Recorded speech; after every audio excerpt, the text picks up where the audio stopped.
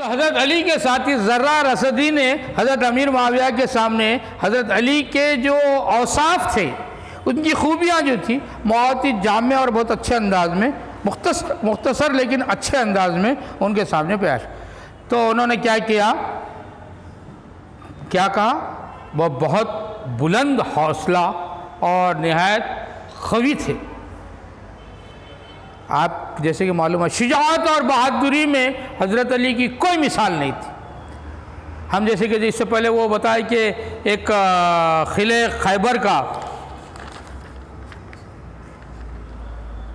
خیبر کو فتح کرنے کے لیے اپنے وقت کے جو بڑے بڑے سنگدل اور شاطر جو سردار تھے ان کو یہ کرتے ہوئے اور وہ قلعہ خیبر کو فتح کیا. ایسے بہت ساری چیزیں، بہت ساری مثالیں ہیں حضرت علی کی زندگی کے، جس کی بہادری ہمیشہ لوگوں کے سامنے، ہر خاص و عام اس کی بہادری سے واقف تھا.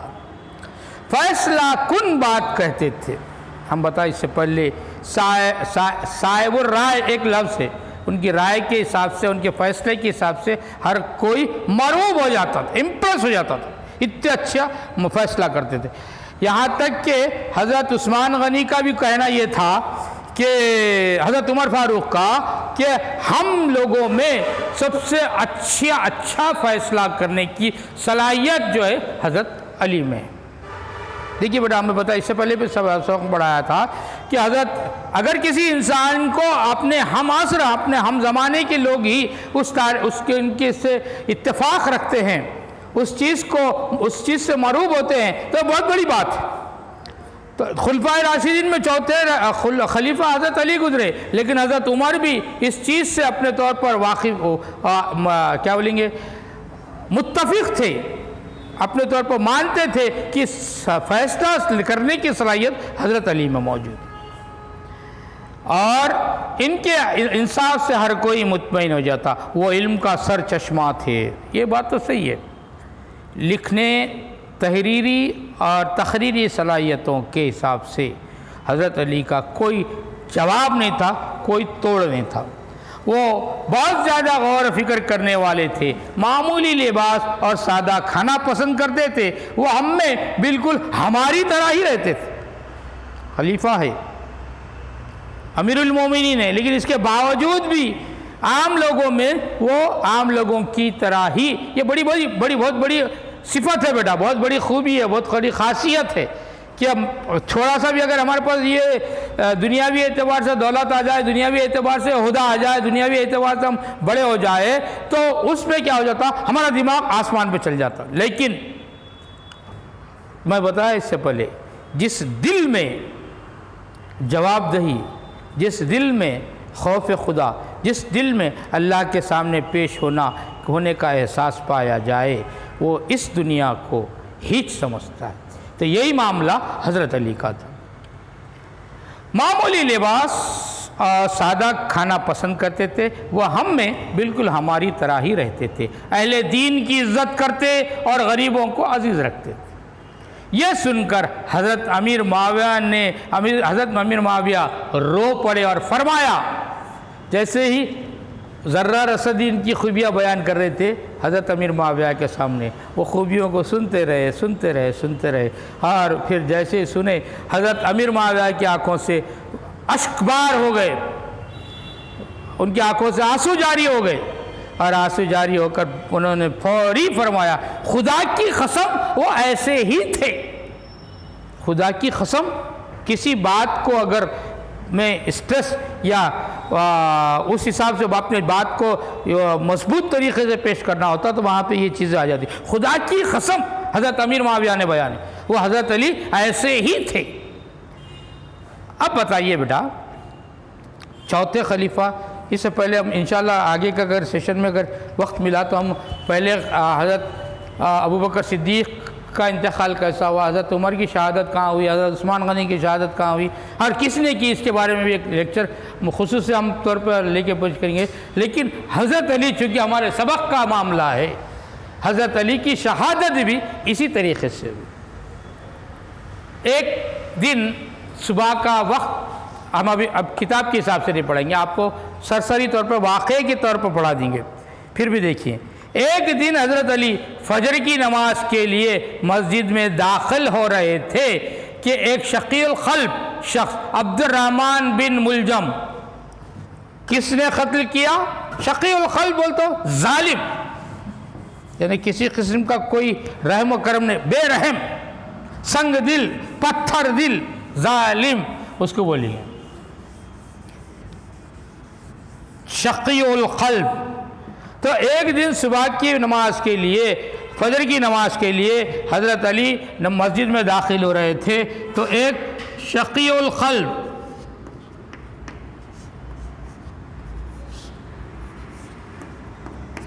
سنگ دل، پتھر دل، ظالم،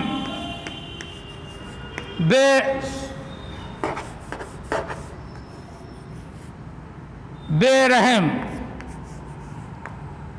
وہ قاتل کا نام تھا، نام کیا تھا؟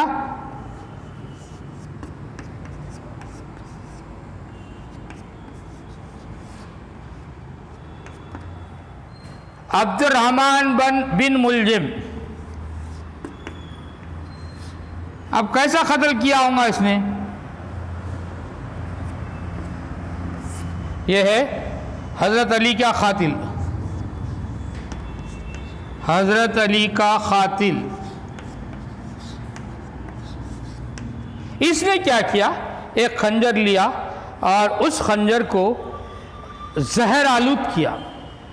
اگر خالی خنجر مارتا تو حضرت علی کے ہو سکتا شاید ان کے جسم پر کوئی اثر نہ ہو، تو اپنے قتل کو عملی جامہ پہنانے کے حساب سے وہ پہلے ہی منظم طور پر ایک پلاننگ کے حساب سے منصوبہ بند طریقے سے وہ پہلے ہتھیار کو، اپنے چاقو کو جو رہتا وہ اس کو زہر آلود کیا، جنگ بھری، اور اس کے بعد فجر کی نماز جا رہے تو اس وقت انہوں نے اسے تلوار سے وار کیا۔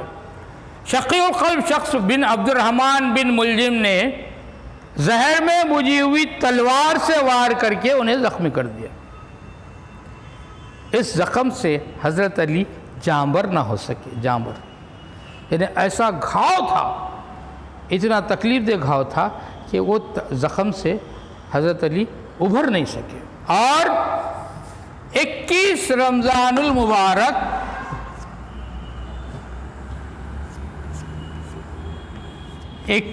رمضان 40 ہجری، اس تاریخ کو حضرت علی کا انتقال ہوا۔